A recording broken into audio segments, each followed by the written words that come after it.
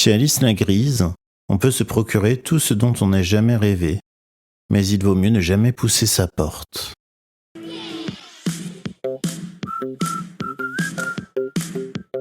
28 entrées pour la dernière séance.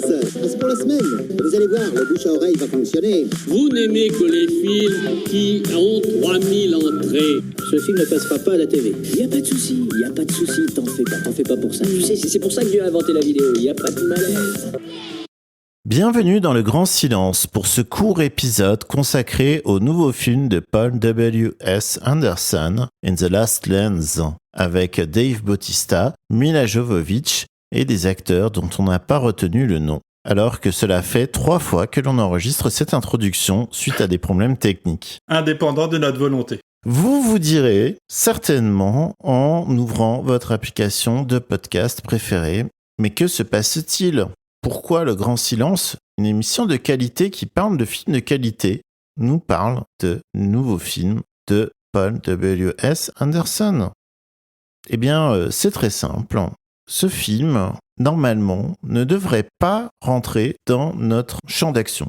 Toutefois, il y a une combinaison de 2 choses. Première chose, le box-office est étonnamment proche de nos standards. On y reviendra. Ce qui n'est pas une très bonne chose pour le distributeur Metropolitan, mais est une très bonne chose pour nous. Ensuite, si vous avez écouté le dernier épisode, et je pense que vous l'avez écouté, vous avez pu remarquer que nous étions très chauds pour ce film, que nous attendions de pied ferme, car ici, au Grand Silence, on aime Paul Anderson. Alors, peut-être pas tous ces films, mais au moins un, voire 2. Voire les 3/4. De différentes façons. Oui, voilà, c'est un peu comme quand on a plusieurs enfants. On les aime tous, on les aime pas tous pareil. Et la plupart sont profondément débiles. C'est peut-être nos préférés. Peut-être tes préférés, ouais, absolument.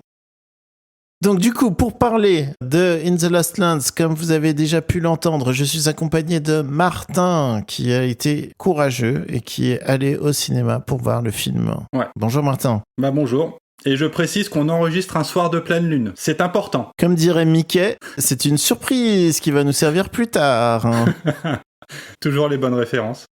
C'est un épisode court, mais ce n'est pas pour dire que nous n'allons pas rentrer en profondeur dans l'analyse de ce film.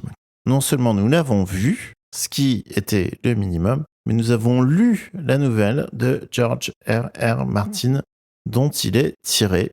Heureusement, elle est assez courte.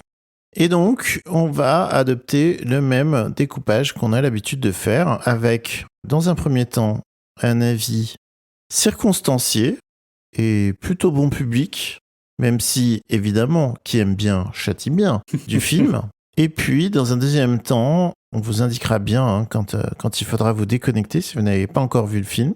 On fera une analyse spoiler du film où on reviendra sur les multiples rebondissements, les différences profondes entre le livre et la nouvelle, ce qu'on en a compris, ce genre de choses. La portée philosophique de l'œuvre. Absolument. Voilà. Car comme tous les contes de fées, et on va voir que c'est d'une certaine manière un conte de fées, il y a toujours une morale à retenir. Absolument. Pour commencer, Martin, oui. Est-ce que tu peux très rapidement nous dire qui est Paul Anderson ? Oui. Parce que c'est très important pour nos auditeurs qui ne connaîtraient pas ce grand réalisateur. Benjamin, je vais répondre directement à ta question. Je n'ai pas du tout passé 5 minutes à aller voir sur Wikipédia parce que je n'avais pas préparé cette question. Cette émission est parfaitement préparée. Voilà, aucun montage. Bref, pour te répondre, Paul Anderson, donc c'est un réalisateur anglais qui a commencé tout d'abord par travailler à la télévision et qui a fait son premier film en 1994, un film qui s'appelle Shopping, qui est le premier film de cinéma avec Jude Law. Et c'est important pour la suite, c'est sur ce tournage que Jude Law a rencontré sa femme, ex-femme maintenant, Sally Frost. Okay. Et par la suite, Paul Anderson va se faire une spécialité des adaptations de jeux vidéo au cinéma. Mais dites-moi, quels sont les jeux vidéo qui ont été adaptés par Paul W.S. Anderson au cinéma ? Eh ben, le premier qu'il a fait, c'était un de mes grands souvenirs de cinéma de mon adolescence. C'était le film Mortal Kombat. Oui, film dont j'ai la bande-son, en CD. Film dont j'ai le DVD. Et j'ai pas la bande-son, mais je l'aimais bien, la bande-son, je me rappelle à l'époque. Et le premier gros avantage de ce film, c'est qu'il est sorti après le Street Fighter avec Van Damme. Donc déjà, en termes d'adaptation de jeux vidéo de baston, on partait de très bas. Et objectivement, le Mortal Kombat est quand même meilleur que Street Fighter, en termes de respect de l'œuvre. Ouais, puis en plus, je conseille à nos auditeurs de regarder dans la foulée Mortal Kombat 1 et Mortal Kombat 2 Destruction Finale. Absolument. Réalisé par un réalisateur de sinistre mémoire, qui a fait pas des super trucs, après et avant. Et pendant. Et ben on voit tout de suite la différence, hein. Ouais. Clairement. Quand même Christophe Lambert ne veut pas rempiler, c'est qu'il y a un problème. Et après, à un moment, on va avoir l'impression qu'il va aller vers quelque chose, on pourrait dire d'un peu plus sérieux, quand il va faire le film Event Horizon, avec Sam Neill et Lawrence Fishburne, qui est un film qui s'est ramassé au box-office, mais aujourd'hui qui est considéré comme un petit classique de la science-fiction. Ouais, c'est un film qui est réévalué tous les 5 ans. Et c'est assez cyclique. De temps en temps, il y a des gens qui retombent dessus, qui font « Et si Event Horizon était un classique oublié du cinéma ?» Et s'il était le Citizen Kane de son auteur? Ouais, c'est ça, quoi. Ouais, alors qu'en fait, le Citizen Kane de Paul Anderson, c'est les 3 Mousquetaires 3D. Mais bon. On y vient. On en parlera plus tard.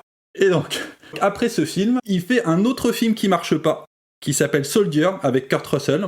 Et c'est ça qui va l'amener à revenir, je pense, à ce qui avait marché jusque-là pour lui, c'est-à-dire les adaptations de jeux vidéo.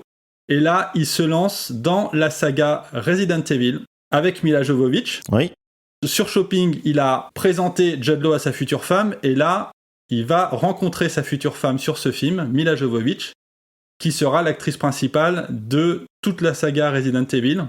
Après la suite, les films sont de moins en moins bien reçus par la critique, mais le dernier de la saga, c'est-à-dire le moment où le public doit commencer à en avoir un peu marre, il a quand même fait 300 millions de bénéfices.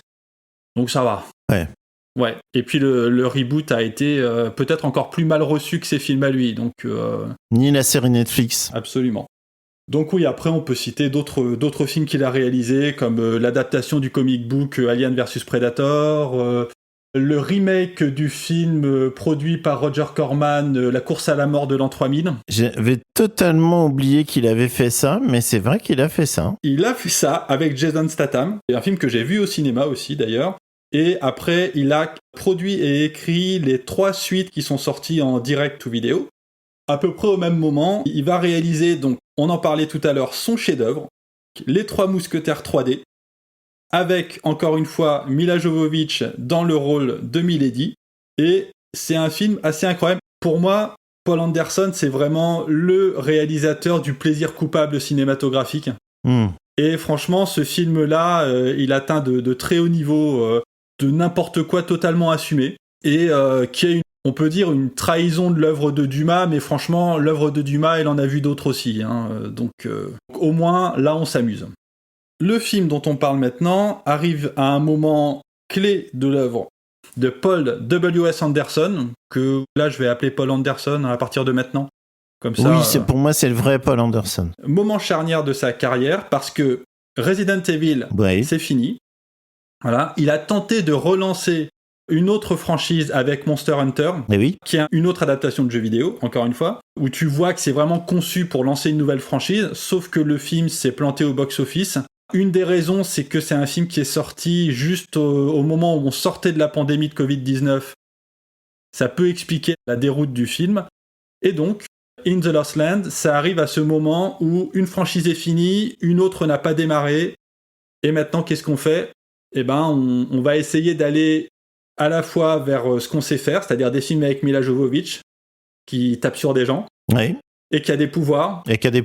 Et tant qu'à faire, on va essayer d'aller vers les derniers succès, pas cinématographiques en l'occurrence, mais télévisés, c'est-à-dire adapter une nouvelle de George Martin, le créateur de Game of Thrones. Oui, parce que, et là je pense que c'est une caractéristique extrêmement importante du cinéma de Paul Anderson, qu'il faut signaler, c'est que l'art de l'adaptation de Paul Anderson, c'est tout un poème en fait, si on peut le dire. Un poème surréaliste, dadaïste. C'est ça, voilà, c'est un peu la rencontre inopinée sur une table de dissection d'un parapluie et de... Mila Jovovich. Allez, hop, on va dire ça. En gros, en général, dans les films de Paul Anderson, il y a une base qui est ce qu'il est censé adapter. Ouais. Voilà. Et à côté de ça, il y a tout ce que Paul Anderson a vu, joué, écouté, lu peut-être. Et donc du coup, ça devient un pot pourri de plein de trucs. Par exemple, dans Resident Evil, il y a des énormes inspirations de Matrix. Oui. Même si le jeu vidéo en lui-même n'a rien à voir avec Matrix. C'est vrai. Et là, on va pas griller toutes les cartouches non plus, mais disons qu'il y a une variété de sources d'inspiration qui est assez intéressante. Ouais. Et qui agit comme une sorte de journal intime de tout ce que Paul Anderson a regardé pendant la préparation du film, en gros. Ouais, il y a un côté Letterboxd, au fait. C'est un film Letterboxd, c'est clairement un film Letterboxd. Il y avait un aspect qu'on voulait juste aborder rapidement, c'est un film qui est produit par une société de production allemande qui s'appelle Constantin Film, donc peut-être Constantine Film, je sais pas comment on prononce. Une société de production qui est connue parce que c'est la société de production qui a produit l'Histoire sans fin, puis qui a produit énormément de trucs qui sont pas sortis de l'Allemagne, comme les films de Bully Herbig, Die Show des Manitou, etc. Et c'est eux qui produisent aussi les adaptations de Rita Falk, des polars ruraux bavarois, qui ont été publiés en France sous le nom de Choucroute maudite, des trucs comme ça. Magnifique. Ou Choucroute fatale, je sais plus. Ah. Et c'est pareil, énorme succès. Il y a 5 ou 6 films qui sont sortis de ces trucs-là. Ils ont aussi produit d'autres trucs un peu moins connus, comme Le Nom de la Rose. Voilà. Sixième Sens. Moi, Christiane F., 13 ans, drogué, prostitué. Ça doit encore être une grosse comédie, ça. Sûrement, ouais. Non, très bon film. Et puis, donc surtout, ils suivent Paul Thomas... non, ils suivent Paul Anderson, pardon. Un shot à chaque fois qu'on dit Paul Thomas Anderson. Ah, c'est ça. Ils suivent Paul Anderson depuis Resident Evil. Le film est tourné en Pologne. Patrie des Braves. Qui fait qu'il y a énormément de figurants polonais dans le film, avec tous les cascadeurs et tout ça. Ouais. Et qui donne le petit côté pays de l'Est qu'on aime bien dans les séries B. Absolument. Le film a une production qui est moyenne de nos jours, mais qui est quand même très confortable. Hein. Mm-hmm. Pour les gens qui ont d'ores et déjà écouté ou qui vont écouter notre interview avec une célèbre réalisatrice dont je ne parle pas encore, mais que vous allez découvrir, et qui disait: oui, on dit The Substance a été tourné avec 17 millions, ça a été fait à l'arrache. Ah bah si j'avais 17 millions, je serais bien contente pour faire mes films. Ça, tu l'imites trop bien. Ouais, je fais très bien. Et c'est 50 millions pour faire In the Lost Lands. Et spoiler, vraisemblablement, c'est un projet qui ne va pas être rentable. Voilà. Ouais, c'est un énorme bide. Voilà. Personnellement, je l'ai vu dans une salle avec juste 2 autres personnes qui étaient dans la salle avec moi, une mère et sa fille adolescente, qui sont partis sans faire un bruit dès que la lumière s'est rallumée, l'air un petit peu fermé, le regard tourné vers le lointain, pensant avec mélancolie ce qu'elle venait de voir. Est-ce que c'est un film qui va déterminer leur jeunesse ou pas, enfin la jeunesse de cette femme, ou est-ce que la mère, en regardant ce film, se dit: est-ce que je me fais trop vieille pour regarder ce genre de film? Je ne sais pas. Il y avait tout le poids du monde sur ces personnes quand elles sont sorties. Ouais. Alors que moi, j'étais très content. Ouais. Moi, je peux juste dire que je l'ai vu dans un multiplex parisien. J'étais très frustré de le voir en VO, parce que c'est typiquement le genre de film que j'adore aller voir en VF, au fait. Et je me rappelle, quand le film a commencé, on était 11 dans la salle, et quand il s'est fini, on était 10. Voilà. Ok. Bon, c'est pas... Donc voilà, donc là, si vous avez un horizon d'attente, vous pouvez le restreindre. Ça fait déjà plus de 20 minutes qu'on parle et on n'a pas encore commencé à parler du film. Ça va, on est dans notre moyenne. Voilà, on est parti sur une émission très courte. De quoi ça parle, In the Lost Lands? Alors, In the Lost Lands, c'est une histoire qui n'est pas totalement simple, mais qui n'est pas totalement complexe non plus. En gros, Milla Jovovich joue Alice la Grise. D'accord? The Grey Alice, je crois. Ouais. Ou Alice the Grey, c'est possible. Ouais, je sais plus. Ouais. Ou The Alice Grey. Grey the Alice. Grey the Alice. Bref. Il s'agit d'une sorte de conte de fées, d'une certaine manière. Donc, Alice la Grise est une sorte de sorcière qui a maille à partir avec l'église. Je précise qu'il y a peut-être là une référence au travail de distribution passé du coproducteur Constantin Film, puisque elle commence le film, elle est pendue et les pieds sur une croix. Et le producteur a distribué Le Bon, la Brute, le Truand. Ah ah ah. Voilà. Ah oui, peut-être alors, oui, effectivement. C'est possible que ce soit pas impossible. Mais en tout cas, et c'est là que vous voyez, 1, qu'on n'a pas forcément très bien préparé l'émission, 2, que le film n'est pas si simple à résumer, puisque on a d'un côté un western post-apocalyptique. Ouais. Avec des références très nettes au western, donc notamment cette scène qui fait directement référence au Bon, la Brute et le Truand, mais aussi Dave Bautista qui joue Boyce, c'est je crois. Ouais. C'est ça, Boyce. Qui est une sorte de trappeur. Avec un chapeau. Avec un beau chapeau, et qui a même des serpents sur son pistolet. Ouais, pas des vrais serpents. Hein. Serpents à 2 têtes. Ouais, qui disparaît trop vite du film, si je puis me permettre. J'étais déçu. C'est vrai, ouais. c'est vrai. Rip, petit serpent. Petit ange parti trop tôt. Donc, post-apocalyptique, puisque manifestement, Paul Anderson a vu Mad Max Fury Road. Oui. Ça lui a beaucoup plu. Oui. Il a beaucoup aimé Mad Max Fury Road. Donc, on a une cité qui est située dans une montagne, qui est la dernière cité où il y a des gens qui sont vivants à des kilomètres alentour. Tout autour, c'est la désolation post-nucléaire. Ouais. Avec diverses anomalies génétiques qui traînent. D'où le serpent à 2 têtes. Donc, au sein de cette ville fortifiée s'affrontent 2 forces. D'un côté, le suzerain qui est mourant, et c'est sa femme, du coup, qui fait office de régente. Ouais. Et d'un autre côté, l'église, qui aimerait bien prendre la place du calife. Ouais.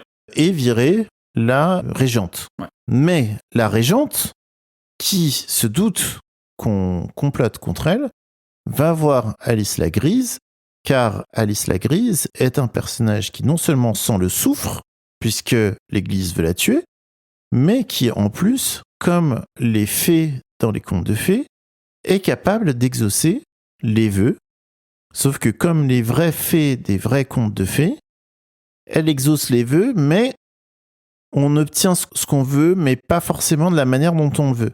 Voilà. Ou, pour résumer, en utilisant les mots du poète Jean-Louis Aubert, t'as eu ce que t'as voulu, même si t'as pas voulu ce que t'as eu. Magnifique. Tu m'as eu par surprise. Absolument. Putain, j'aurais pu citer les Rolling Stones. Pourquoi ? You can't always get what you want, but if you try sometime, you get what you need. Exactement. Voilà. Et c'est tout à fait la ligne de conduite de Alice la Grise, puisque Alice la Grise va se retrouver face à une impossibilité logique, puisque la régente lui dit « Je veux pouvoir me changer en loup-garou ». Ouais. Le chevalier qui la protège dit « Je ne veux pas qu'elle puisse se changer en loup-garou ». Alice la Grise est maudite. Elle a le pouvoir d'exaucer les vœux, mais elle n'a pas le droit de dire non. Ouais. Et donc, du coup, elle va être obligée de trouver une manière de résoudre cette équation à de multiples inconnus. Voilà, très bien résumé. Et donc, pour cela, elle va se mettre en quête d'un loup-garou pour voler son pouvoir avec l'aide de Dave Bautista, qui est un tracker, et en étant poursuivie par l'Église, qui veut la tuer parce que c'est une sale hérétique. Ouais.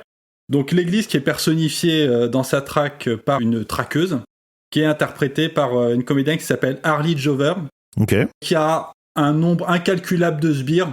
On a vraiment l'impression de voir les Lemmings dans le jeu vidéo des années 80, quoi. Ils sortent de partout. Et elle, par contre, elle a le meilleur look du film, quoi. Absolument. Ouais. Est-ce qu'on peut décrire ce look à nos auditeurs ? En fait, c'est à la fois très simple. Hein. Elle a le crâne rasé, elle a des lunettes de soleil et elle sourit tout le temps, genre le sourire carnassier. Mais c'est aussi, je trouve que la comédienne, comme... D'ailleurs, j'en profite pour préciser qu'un truc chez Paul Anderson, c'est que les comédiens sont toujours super investis dans leur rôle, quoi. Oui, il doit être très convaincant. Voilà. Les gens aiment bien être là. Bah, c'est ça. Parce que moi, j'ai jamais l'impression qu'il y a des gens qui sont là juste pour toucher leur chèque, quoi. ils se font plaisir, quoi. Et puis elle, tu vois qu'elle est contente d'être là et qu'elle surjoue la méchanceté, la cruauté, mais avec délectation, quoi.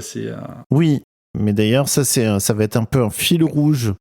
Malgré les difficultés qu'on a eues à résumer le début, ce n'est pas un film subtil. Non, étrangement.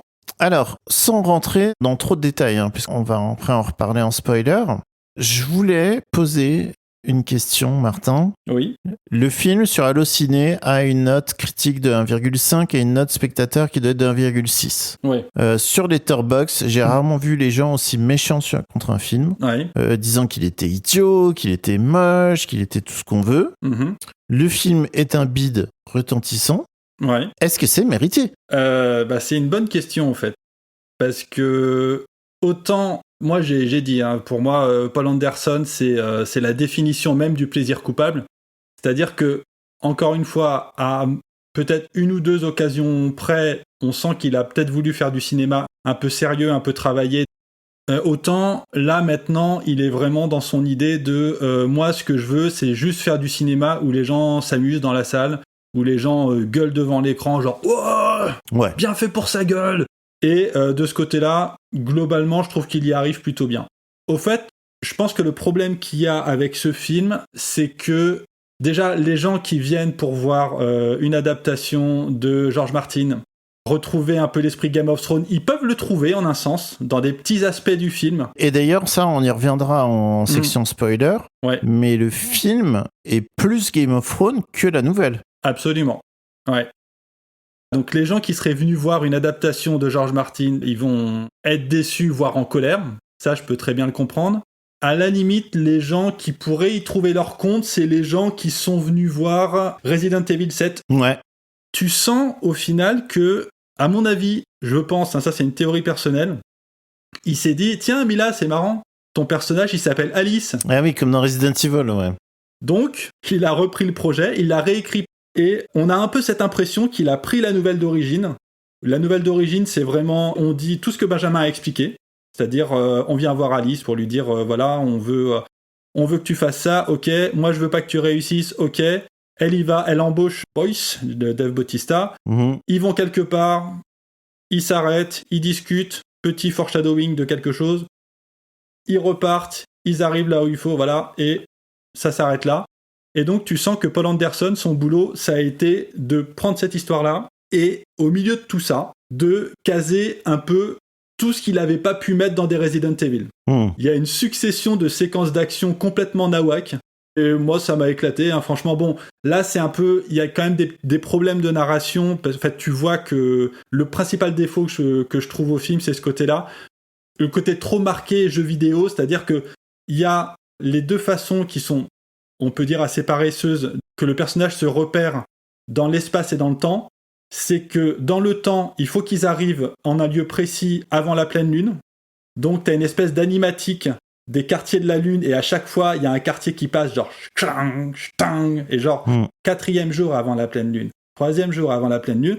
Pour les gens qui ont eu la chance de jouer à Métaphore Refantasio, ou avant de jouer au Persona, c'est exactement la même animation. Voilà, tout simplement, c'est le même truc. Ok. Et à côté de ça, en parallèle, il y a toujours des effets un peu Indiana Jones où tu vois une carte de l'univers où ça se passe et tu vois marquer le nom des endroits où ils arrivent. Et c'est à chaque fois, ils arrivent quelque part, découverte des lieux, les méchants leur tombent dessus, ils commencent à se tirer dessus. Tu te retrouves avec des séquences où vraiment tu as l'impression que ça vient de Resident Evil, avec un moment, ils doivent traverser d'une montagne à l'autre. Et ils passent dans un bus, mais un bus téléphérique, genre le bus scolaire, quoi, qui est monté sur 2 grands câbles. Et donc, il y a une baston dans le bus. Et donc, c'est plus une succession de séquences qu'une véritable histoire. Avec, moi, mon petit espoir, c'est que peut-être qu'il avait plus développé et que je serais assez intéressé de voir une espèce de director's cut où là, il se serait dit, allez, faut que ce soit court, faut que ça fasse 1h30, 1h40, donc je vais virer toutes les intrigues à côté qui développent l'univers en me concentrant sur l'action. Mais écoute, pour moi, c'est marrant à regarder, quoi. C'est pas, ça prétend pas être plus que ça n'est, et voilà. Ouais, effectivement. Moi, j'ai bien sûr à peu près la même analyse. Qu'est-ce qu'on peut dire ? Donc, Ouais, je disais en introduction que ce qui était bien avec Paul Anderson, c'est que quand on regarde ses films, on sait ce qu'il a regardé en préparant, quoi. Donc, si vous avez aimé The Last of Us, Paul Anderson, il a aimé aussi. Si vous avez aimé Mad Max Fury Road, si vous avez aimé Game of Thrones, donc, vous repérez vous-même les références. Donc, il y a un petit jeu à boire où il y a un petit bingo à faire en se posant la question, mais qu'est-ce qui était populaire à ce moment-là ? Il y a joué ou il l'a vu et il a mis sa petite référence. Ouais. Donc ça, déjà, c'est assez chouette. Juste, excuse-moi, aussi des petites références aussi à ses précédents films. Moi, le principal qui m'a sauté aux yeux, sans mauvais jeu de mots, c'est que l'apparition de Mila Jovovich, ça commence par gros plan sur un œil de Mila Jovovich qui s'ouvre. Et ça, c'est le plan signature des Resident Evil. Ah, ok. D'où l'aspect Resident Evil 7. Exactement. Voilà, c'est vraiment le premier truc auquel j'ai pensé. Forcément, c'est au début du film. Donc, il y a plusieurs éléments qui sont assez cool. Il y a un élément, moi, qui m'a beaucoup tenu à cœur et qui est, je crois, un des éléments qui a beaucoup divisé. C'est son aspect esthétique. Oui. Parce que, en fait, le film a une esthétique très, très, très particulière qui m'a beaucoup rappelé l'esthétique des jeux sur PlayStation 3. En fait, tous ces jeux qui étaient un peu gris marronasse, mais en même temps, comme c'était la nouvelle technologie, il fallait que ça brille, donc du coup, il y avait les textures qui brillaient. Je vous invite, je mettrai éventuellement le lien dans la description, et je vous invite à regarder une vidéo d'un youtubeur que j'aime beaucoup qui s'appelle For I Heal, qui est un youtubeur un peu dépressif et tout ça, mais qui fait des vidéos sur des jeux un peu moches. Comme on aime, quoi. Comme on aime. Et qui avait donc développé, pour définir le style graphique de la PlayStation 3, le terme de Sophisticature. Donc le futur sophistiqué. Ah oui, ok. Et effectivement, c'est un style qui se distingue par le fait que tout y brille, même les choses qui ne sont pas censées briller. Le bois brille, l'herbe brille, le métal brille, tout brille. Ouais. Et la manière dont ça se transcrit dans In the Lost Lands, c'est que tout déclenche des lens flares partout. Alors, si vous aimez bien le style de J.J. Abrams, période Star Trek, je vous invite vraiment à voir ce film parce que tout brille. Les chandelles, ça brille. Les bijoux de la reine, ça brille. Les poils du loup-garou, ça brille. Les armes, alors elles brillent de mille feux. Mila Jovovich, évidemment, elle a des lames qui brillent, qui reflètent la lumière. Ouais. Tout brille tout le temps. Et en plus, il y a un peu cette esthétique où il y a des gros plans un peu forcés avec les effets de flou sur l'arrière-plan qui sont un peu forcés, qui fait que tout est un peu brillant, un peu baveux, un peu gris. Et du coup, il y a plein de gens qui sur Internet, comme ils sont méchants, ils disent oh, c'est de la bouillie.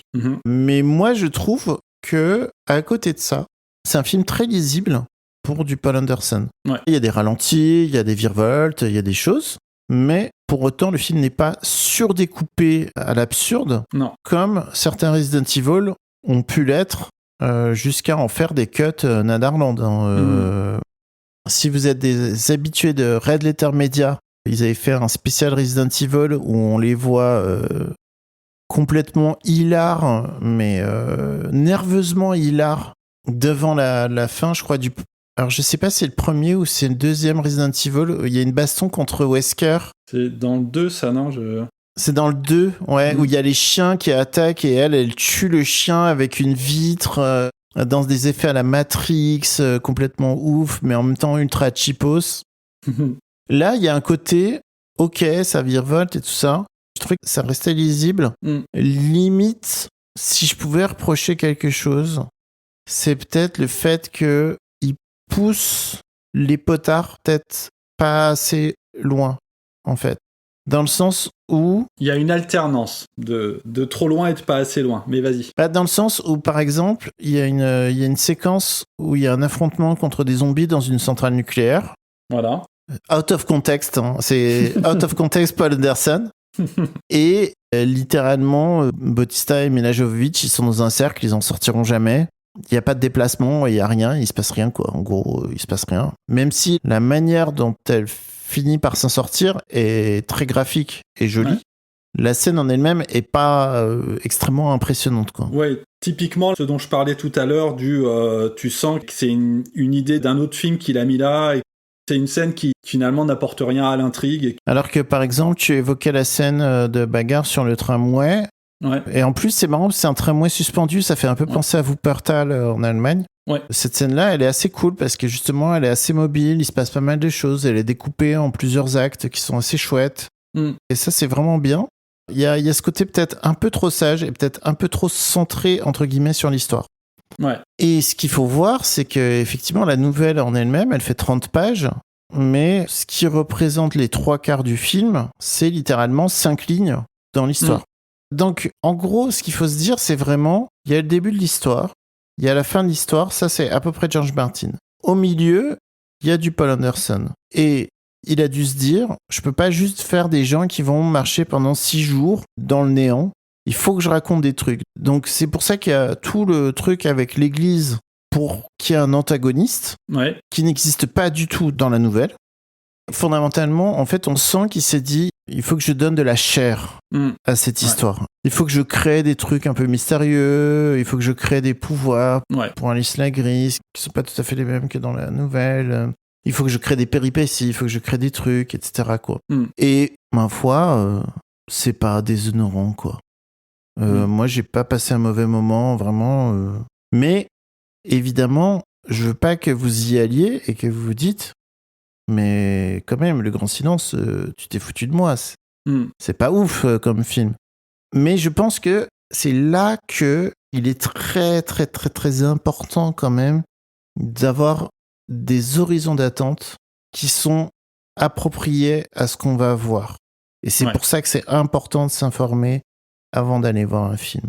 Évidemment, quand les critiques de cinéma, ils vont mettre une mauvaise note parce que eux, ils sont obligés d'aller voir ça. Et eux, ce qu'ils aiment fondamentalement, c'est Eric Rohmer. Bon, bah, c'est pas un cinéma très romérien. Non, il n'y a pas Ariel Dombal. Déjà, il n'y a pas Ariel Dombal. Voilà. Ce qui est dommage, mais il n'y a pas Ariel Dombal. Elle serait tellement bien. Bref. Bah, en plus, Ariel Dombal correspond peut-être plus à la description d'Alice la Grise de la nouvelle. Oui. Puisque dans la nouvelle, en fait, elle est décrite comme une personne qui n'a pas d'âge, en fait. Dont on ne peut pas lui donner d'âge. Elle est à la fois jeune et vieille à la fois. Voilà. Et fascinante. Et fascinante. Ouais. Donc totalement Ariel Dombal. Donc je vais pas dire que Mila c'est un miscast, mais il y avait quand même... Ah, bref, ne digressons pas. Mais Mila est très bien. Oui. Mila est très bien. Ouais. Mais il faut savoir que on va avoir un film du couple Mila Jovovich, Paul Anderson. Voilà. On sait que Mila va avoir des cabrioles à faire. Au ralenti. On sait qu'il va y avoir des zombies. Il sait qu'il va y avoir de la bagarre, des trucs qui explosent. Ouais, il n'y a pas de techno. Ça manque de techno, effectivement. Mais au moins, il y a cette petite base quand même qui reste de la nouvelle de George Martin. Il y a un scénario que j'ai trouvé plus élaboré que d'habitude. Ouais. Et j'ai vu beaucoup de gens sur Letterboxd ou dans les critiques dire que c'était totalement con. Moi, j'ai trouvé ça pas con du tout. Un peu simpliste, certes. Oui. Mais pas bête, en fait. Voilà. En fait, il y a toujours ce genre de choses. Je pense qu'il y a une espèce d'effet boule de neige. Peut-être qu'au début, on en attend trop. Et quand on commence à voir que ça sort, que les retours sont désastreux, que personne va le voir et tout, il y a une envie de démolir, quoi. Je dis pas que le film mérite des louanges, que c'est un film comme Event Horizon, qu'on verra dans 5-10 ans en disant « Ah ouais, il y a quand même... Et si c'était le Citizen Kane plus que les Trois Mousquetaires 3D ?» Mais voilà, ça sera pas ça dans sa filmographie. Ça restera, je pense, un film... Je pourrais pas dire un film mineur, mais ça fera pas partie des films que je montrerai à quelqu'un pour dire regarde Paul Anderson, il y a quand même des trucs qui ont pu être intéressants dans son cinéma, mais je pense qu'il mérite pas vraiment un bashing total, quoi. Pour moi, c'est un film, si tu tombes dessus sur Netflix, tu sais pas quoi regarder, tu peux te dire ouais, ok, je regarde ça jusqu'au bout sans déplaisir. Ouais, je me prends un paquet de bonbons tranquille, quoi. Voilà. Mais il y a un dernier truc sur lequel je voulais venir avant de passer en partie spoiler. Ouais. C'est le look de Mila Jovovich. En fait, vous savez, il y a des interviews de JQ où ils reviennent sur leur carrière, des trucs comme ça. Et donc, elle revient sur sa carrière et elle dit qu'elle a toujours un intérêt particulier sur les vêtements, en fait, qui sont portés, parce que forcément, elle vient du mannequinat. Et je trouvais que le costume était encore une fois très bien. Ouais. Et le truc des tatouages est assez stylé. Ouais. Alors, moi, Moi, pour me moquer gentiment, je disais qu'elle avait la ligne du métro parisien tatouée sur le corps, ce qui était très pratique. Et je crois qu'on avait fait une référence à Prison Break. C'est très possible, parce que parfois, pour sortir de Châtelet, t'aurais besoin d'avoir le plan du métro tatoué. Mais ce que j'ai trouvé très drôle, c'est que dans l'interview, elle expliquait que, en fait, la maquilleuse était une Islandaise. Ouais. Et en fait, le tatouage, c'était le nom de l'équipe de production en runes islandaises, en fait. Donc, si vous êtes capable de lire les runes, c'est juste marquer le nom du maquilleur, du chef-op, du réal, etc. Souvent, au cinéma, je trouve que les private jokes sont beaucoup trop forcés. Tu sens qu'il y a une blague, mais tu sais pas quoi et ça t'énerve. Et je trouve que ce genre de truc, là, je trouve ça cool. Voilà, franchement. Mais dans le dispositif diégétique de l'histoire, ça a un sens parce qu'en fait, c'est censé être le nom de toutes les personnes à qui Alice a exaucé un vœu, en fait. D'accord. Et donc, quand elle exauce un vœu, en fait, ça rajoute un tatouage comme un symbole de son maléfice où, en fait, les gens se tournent vers elle parce qu'ils attendent des choses d'elle, mais est-ce qu'ils vont avoir ce qu'ils veulent ? Eh bien, ça, c'est ce qu'on verra après un extrait de la nouvelle. La passe était escarpée et rocailleuse, et à certains endroits, à peine assez large pour la carriole d'Alice la Grise. La dite carriole était entièrement close. Elle était longue, lourde et passablement encombrante. On pouvait voir la trace de couleurs bariolées sur ses cloisons de bois, mais le temps et les rigueurs du climat les avaient érodées pour ne laisser qu'un gris sinistre. Elle était juchée sur 6 grandes roues de fer cliquetantes, et les 2 chevaux qui la traînaient étaient des monstres faisant le double de la taille de leurs congénères. Et pourtant, ils gravissaient la montagne à une allure d'escargot. Boyce cheminait à pied et marchait en avant ou à côté de l'engin, ou, parfois, se permettait de monter à côté d'Alice la Grise. La carriole ne cessait d'émettre des craquements et des grincements à fendre l'âme. Ils mirent 3 jours pour atteindre le sommet, où ils purent regarder par une fissure dans la roche les vastes plaines désolées des contrées perdues. La descente leur prit 3 jours de plus. Avant de s'éloigner des montagnes, ils avaient rempli leurs tonneaux d'eau. Boyce partit à la chasse et rapporta 3 lapins noirs et la carcasse d'un petit cerf, étrangement déformé. Lorsque Alice la Grise lui demanda comment il pouvait les avoir tués avec un couteau pour toute arme, Boyce sourit, prit un lance-pierre et envoya plusieurs billes siffler dans les airs. Alice la Grise hocha la tête. Ils confectionnèrent un petit feu, firent cuire 2 des lapins et salèrent le reste de la viande. Le lendemain, à l'aube, ils levèrent le camp pour s'enfoncer dans les contrées perdues.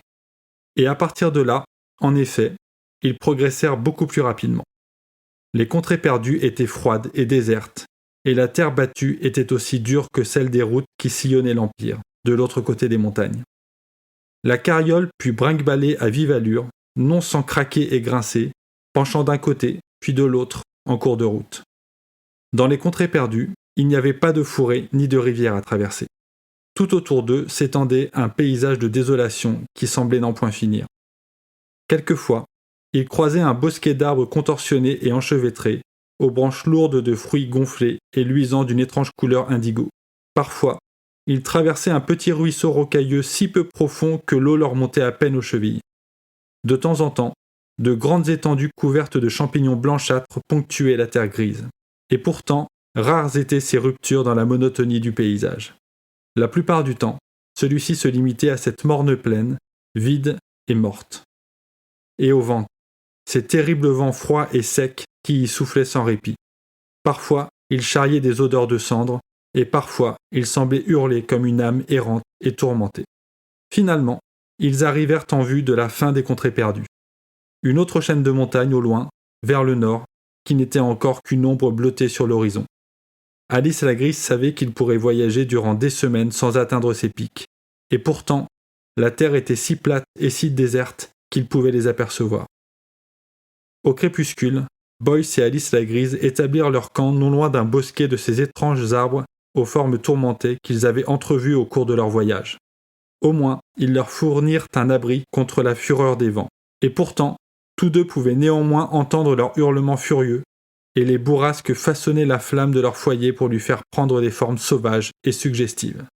« Ces contrées sont perdues, cela ne fait aucun doute, » observa Alice la Grise durant leur repas. « Et elles gardent une certaine beauté, » répondit Boyce en empalant un morceau de viande sur son coutelas pour le faire rôtir à même la flamme. Ce soir, si les nuages se dissipent, vous verrez des lumières dans les montagnes. Toute une constellation de points violets, gris et marron, ondulant comme des rideaux emportés par ces vents. Je les ai déjà vus, remarqua Alice la Grise. Ok, partie spoiler. Allez, on est chaud. On fera pas trop long, hein, parce que là, on commence déjà à avoir pas mal enregistré. Mais il y avait quand même des trucs, je pense, dont il fallait qu'on discute. Ouais. Moi, il y a un truc dont je voudrais parler. C'est que je n'ai absolument pas compris comment fonctionnent les pouvoirs d'Alice. Ouais. Alors, tu me diras, ça, c'est raccord avec Resident Evil, où elle se trouve des pouvoirs dès que ça arrange le scénario. Ah oui, parce que là, il y a quand même des trucs... Ouais, mais c'est ça. Ça fait partie des cinéastes qui ont vraiment un style visuel. Ça fait partie des cinéastes, franchement, tu regardes ce film, au bout de 5 minutes, tu sais que c'est lui qui l'a fait, quoi. Ouais. Bon, déjà, parce qu'il y a Mila Jovovich, parce que combat au ralenti, parce qu'il y a le plan de l'œil dont je parlais tout à l'heure. Mais du coup, autant il a une patte visuelle, autant c'est vrai qu'il échoue un peu au niveau de la narration à nous faire comprendre comment fonctionne le personnage d'Alice et comment fonctionnent ses pouvoirs, quoi. C'est-à-dire que tu vois qu'il se passe un truc, mais tu comprends pas vraiment quoi. À la base, je trouve que c'est intéressant. Il essaye de nous mettre du point de vue des personnes qui sont ensorcelées par Alice. Ouais. Parce que, du coup, juste pour rappel, pour les gens qui ont vu le film, ou les gens qui n'ont pas encore vu le film, qui n'ont pas l'intention de voir le film, et qui, du coup, écoutent Voilà. quand même, donc, le pouvoir d'Alice fonctionne par hypnose. Ouais. Essentiellement. Parfois par hypnose de très très loin. Genre à travers une lunette de sniper. Oui, voilà, c'est ça. C'est là où ça devient compliqué, en fait. Et sérieux, t'as pas trouvé génial la scène où elle retrouve encore une fois la traqueuse et les autres, et genre elle peut rien faire parce qu'ils ont des lunettes de soleil. Oui. Et du coup la traqueuse est là. Ah, tu ne peux rien faire. Bah si, je peux t'enlever tes lunettes.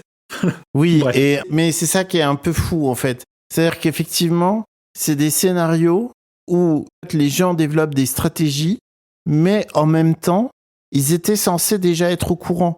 Voilà. Parce que, en gros, effectivement, la première scène, c'est Mila Jovovich qui arrive à se sortir du pétrin parce qu'elle hypnotise un de ses gardes. Quand elle est pendue sur la croix. Voilà. Et qui, du coup, va la libérer.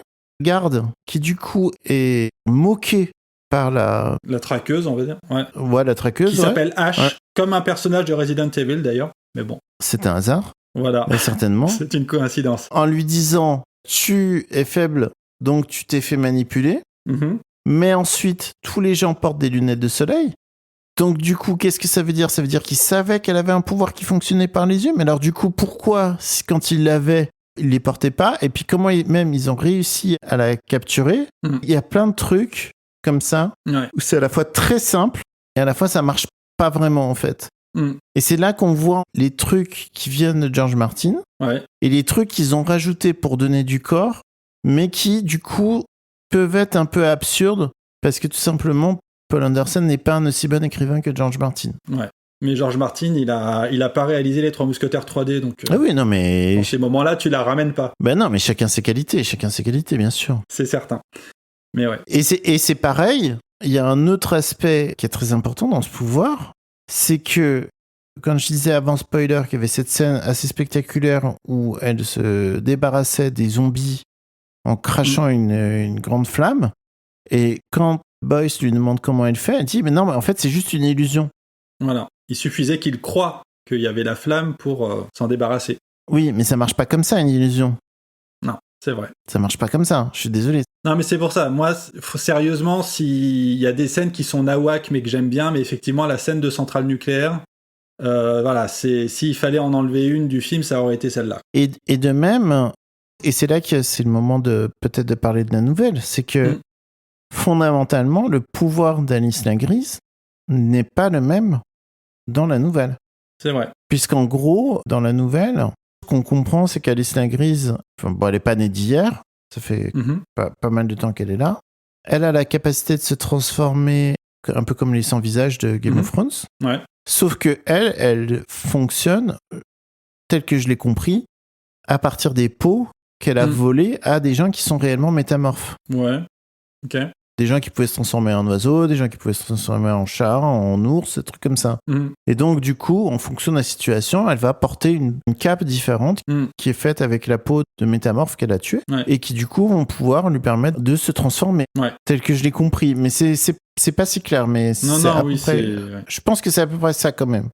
Et le truc, c'est que dans le film, ils reprennent le combat de l'oiseau et du loup-garou, sauf que dans la nouvelle, elle s'est vraiment transformée en oiseau. Et donc, du coup, Boyce, ça termine de l'aider à tomber amoureux d'elle parce qu'en fait, il a l'impression qu'elle est comme lui. Voilà. Parce que, pour ceux qui n'ont pas vu le film encore, le retournement de situation du film, c'est qu'au fait, Boyce emmène Alice à un endroit où il y a un loup-garou pour le tuer, sauf qu'au fait, le loup-garou, c'est lui. Oui. Ce qui est un retournement de situation qui, dans la nouvelle, est déjà un peu Tagada de Sanson, mais qui, dans le film, devient complètement débile, en fait. Voilà. Parce que, dans le film, il y a cette histoire d'amour avec la reine. Dans la nouvelle, c'est sous-entendu qu'il y a ça, de par la morale. Dans le film, c'est explicite, mais du coup, ça pose des milliards de problèmes. Parce que dans la nouvelle, c'est assez simple. Boyce, c'est un gars qui a un peu une femme dans chaque port. Il s'attache pas trop. Il est content quand il est à la ville de pouvoir coucher avec des femmes, y compris avec des femmes qui sont riches ou des trucs comme ça. Mais c'est un aventurier. Il n'a pas de tâche particulière. Et donc, il peut tomber amoureux facilement d'Alice la Grise. Parce qu'en fait, dans le voyage, il se rend compte qu'elle est comme lui. Dans le film, la régente est enceinte de Boyce. Et on sent que, fondamentalement, la seule raison pour laquelle lui, il revient dans la ville, c'est parce que il est amoureux d'elle. Et on comprend quelque chose qui était sous-entendu dans la nouvelle, mais qui est explicite dans le film, que elle, la raison pour laquelle elle veut pouvoir se transformer en loup-garou, c'est pour pouvoir chasser avec lui. Pour pouvoir le rejoindre, quoi. Voilà. Et du coup, excuse-moi, si son capitaine, Géraïs, qui s'appelle dans le film, veut qu'elle échoue, c'est parce que lui, il est amoureux d'elle, il veut qu'elle soit avec lui et pas avec Boyce. Tout à fait. Dans le film, ça fonctionne pas si mal que ça, le côté ça s'imbrique, quoi. D'un seul coup, t'as des espèces de plot holes. En fait, t'as 1 milliard de plot holes, et là, t'en as 3-4 qui se remplissent. Genre, ok, ça, je comprends. Oui, parce que ça, c'est dans la nouvelle. Voilà. Le fait que Boyce aide Milla Jovovich, dans le film, ça devient absurde. Parce que s'il est amoureux de la régente et qu'il sait que c'est pour la régente, pourquoi est-ce qu'il aiderait Milla Jovovich ?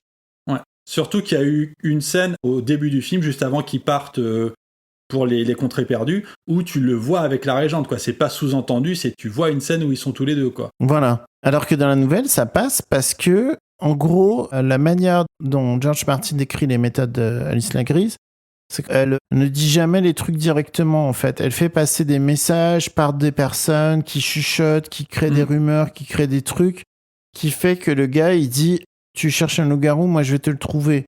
Mais il sait pas pourquoi elle cherche un loup-garou, et quand il comprend qu'elle a besoin de le tuer, en fait, lui, il se dit « Non, mais en fait, fondamentalement, je suis plus fort qu'elle, je m'en fous, en fait.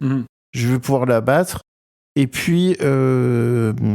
C'est un truc qui surprend sur le coup, mais qui tient pas quand tu y repenses, qui supporte mal un second visionnage, on va dire. Et surtout, il y a un autre côté, c'est que... Parce que c'est les narrations, la Usual Suspects, où tu te rends compte qu'en fait, Milla Jovovich, elle a 12 coups d'avance sur tout le monde.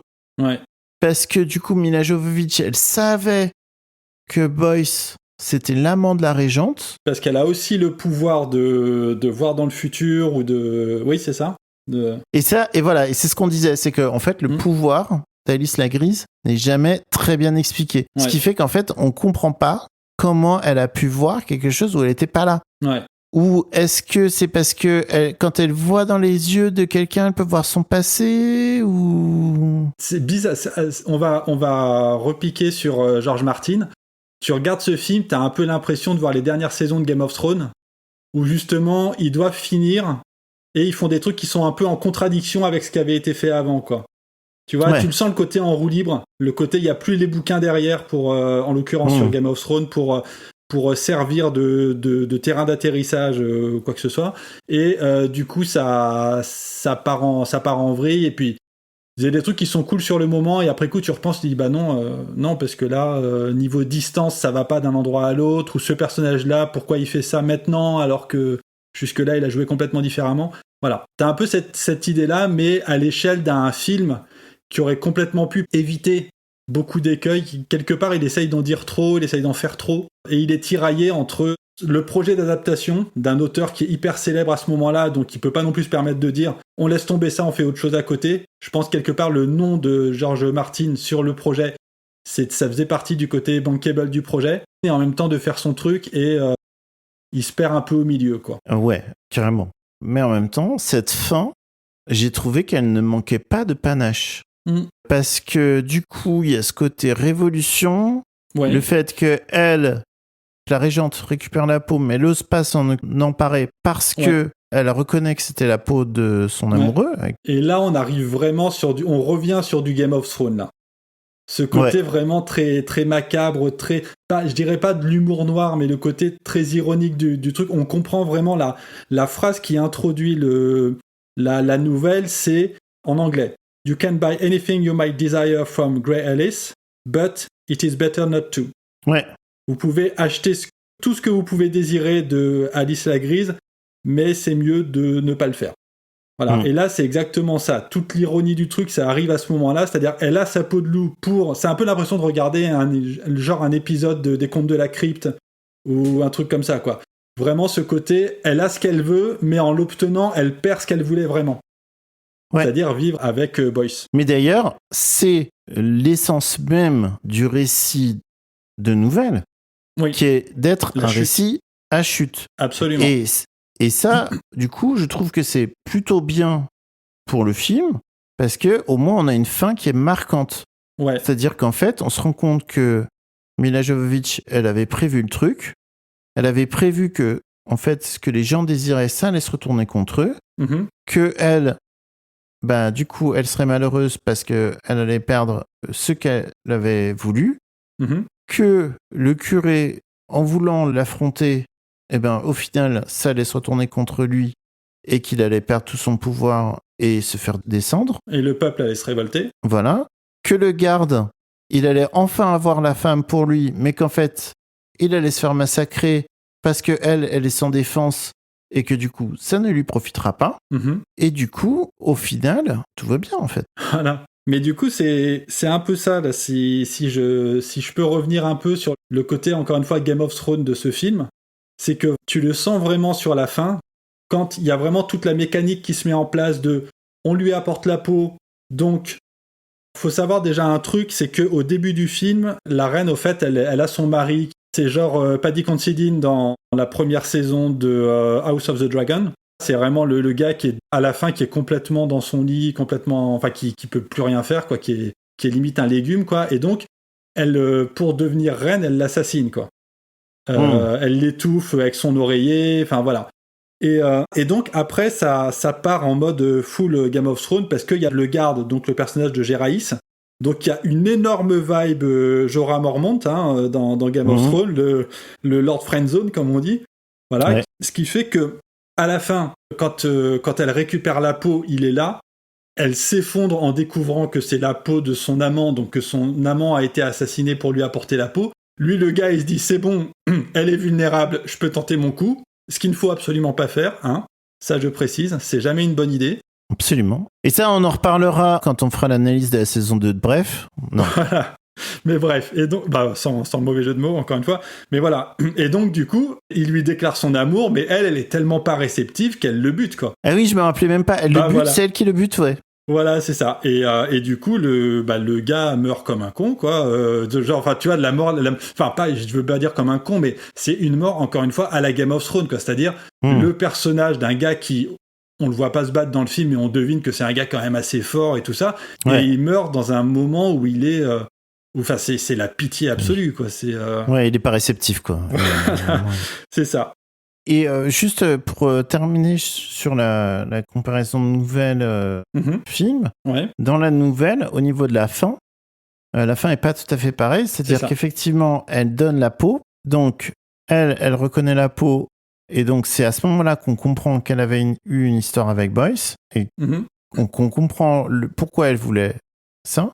Sauf qu'il n'y a pas de suzerain, il n'y a pas de révolution, il n'y a rien du tout. Mhm. C'est juste une châtelaine. Voilà. C'est Nadine de Rothschild. Elle se rend compte. Mais contrairement au film, elle accepte de se transformer en loup-garou.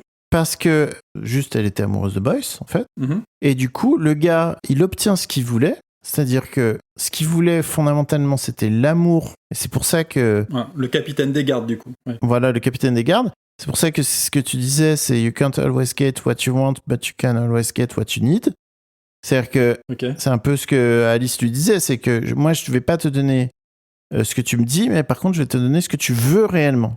Ce que tu veux réellement, c'est être avec elle et de ne pas avoir de concurrent. Et effectivement, il est avec elle, sauf que elle est devenue folle. Ouais. Elle est devenue folle de chagrin, de trucs, voilà. Donc, fin un peu Tagada de Sanson aussi, mais pas tout à fait la même fin de Tagada de Sanson. Mais assez marquante quand même. Ouais. Mais tu sens que George Martin, ce qui l'intéresse, c'était cette fin. Mhm. Et le film, tu sens que ce qui l'intéressait Paul Anderson, c'était quand même de montrer que sa femme, elle est trop belle, quoi. Ouais, Qu'elle fait trop bien le kung-fu. absolument. Et qu'elle a des beaux yeux. Qu'elle a des beaux yeux. Ouais.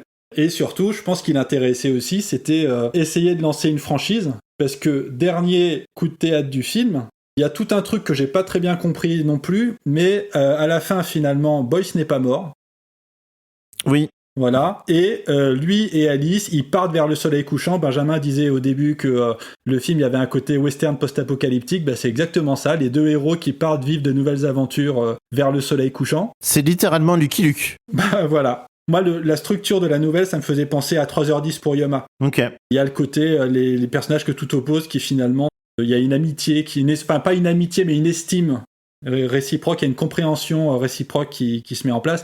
Et donc, la fin du film, tu vois vraiment qu'il y a le côté...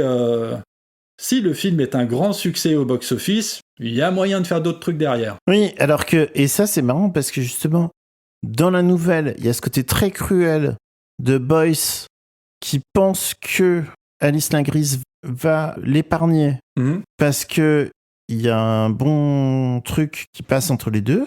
Ouais. Dans la nouvelle, c'est d'une certaine manière une ruse d'Alice Lingrise pour le buter. Ouais. Dans le film, il lui fait accorder le vœu de ne pas mourir et de rester toujours avec elle. Ouais. Entre guillemets, on ne sait pas si elle est amoureuse de lui ou si elle est obligée de suivre le truc, en fait.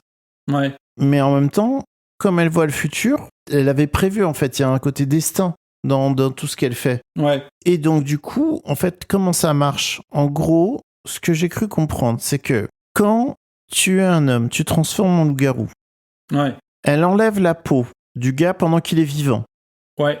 Elle donne la peau à la régente. Mais la régente n'utilise pas la peau. Ouais. Elle se fait tuer avant et puis elle est trop malheureuse. Elle veut pas le faire. Donc la peau n'est pas utilisée. Donc Alice Lingrise remet la peau sur le cadavre. Et donc quand la lune descend, en fait, le pouvoir de loup-garou le retransforme en homme.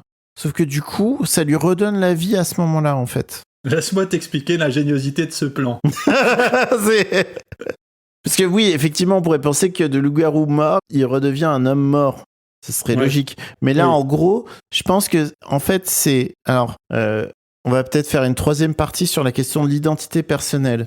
Absolument. C'est-à-dire, si je me transforme en loup-garou, est-ce que je suis toujours moi ? Ou est-ce que je recrée un autre moi quand je redeviens un homme ? Est-ce que je suis le même homme que j'ai été avant de me transformer en loup-garou ? Est-ce que je suis un homme différent ? Tu vois, c'est le bateau de Thésée. Absolument. Est-ce que tu connais le paradoxe du bateau de Thésée ? Moi, oui, mais peut-être que les auditeurs ne le savent pas. Alors, comme vous le savez certainement, amis auditeurs, car vous êtes férus de paradoxes logiques grecs. Donc, dans ce cas-là, vous êtes plus fort que moi. Bref. Voilà. Donc, quand Thésée part pour chercher la Ouais, toison d'or, ouais. il part avec un bateau. Ouais. À la fin de son aventure, il a remplacé toutes les pièces de son bateau. Parce Ouais. que les bateaux, ils s'abîment et tout ça, il lui est arrivé plein d'aventures. Mhm. Donc, la question, c'est quand il revient, est-ce qu'il revient dans le même bateau, vu qu'il a changé toutes les pièces au fur et à mesure, ou est-ce qu'il revient dans un autre bateau? Je vois. Et ben, du coup, je pense que c'est pareil pour le loup-garou. Mm. Quand il se retransforme en homme, il y a une essence de Dave Bautista, avec les muscles et tout ça, Ouais, mais ça recrée un humain, en fait. d'accord. Et donc, du coup, comme ça recrée l'humain, en redonnant l'énergie de la transformation, ça le rend vivant. Sauf que comme elle l'a chlassé dans tous les sens Ouais. pour récupérer la peau, Oui. et ben, du coup, il a des belles cicatrices à la Frankenstein Ouais. qui sont du meilleur goût esthétique, ce qui Absolument. nous permet de reboucler sur le fait que Paul Anderson est un esthète. Absolument. Et d'ailleurs, foreshadowing, la première scène du film, c'est Dave Bautista qui s'adresse directement au spectateur et il a ses cicatrices sur le visage. Et quand on le revoit après dans le film, quand il raconte l'histoire, eh ben il les a pas. Et il n'y a pas un moment où on se dit mais c'est quoi cette histoire là? Oui, c'est Voilà. ça. Et à la fin, on fait ah ok, tu m'as bien eu, Paul Anderson. On va peut-être s'arrêter là. D'accord. Martin, est-ce que tu as le mot de la fin peut-être? Oui, absolument. J'ai la question de la fin. Ah, Ouais. Alors, Benjamin, selon toi, Oui. si adapter c'est trahir, oui. peut-on dire que In the Lost Land est le Purple Wedding des adaptations? Oh non, non, parce que... non. Non, peut-être pas, non. Non, parce que du coup, on dit... c'était quoi? C'était on peut trahir l'histoire si on les fait... On peut tromper une fois 1000 personnes, mais on peut... Non, mais Ouais, la citation d'Alexandre Dumas, c'était quoi? C'était on peut tromper l'histoire si on lui fait des beaux enfants, c'est ça? ouais, quelque chose comme ça, ouais. Je sais plus si c'est Alexandre Dumas, père ou fils, Ouais. mais bon. J'avais juste envie de finir sur du Game of Thrones, c'est tout. Mais moi, j'ai plus envie de dire que c'est un enfant de l'amour. Absolument. Un enfant de l'amour qui est né d'un autre amour, de celui de Paul Anderson et de Mila Jovovich. J'espère que vous avez un petit peu plus de compréhension maintenant sur Dans les contrées perdues, In the Lost Lands, un film qui a les défauts de ses qualités, j'ai envie de dire. Voilà. Et vice-versa. Et à très bientôt pour un numéro très spécial et que vous allez voir de très grande qualité. Au revoir. Au revoir.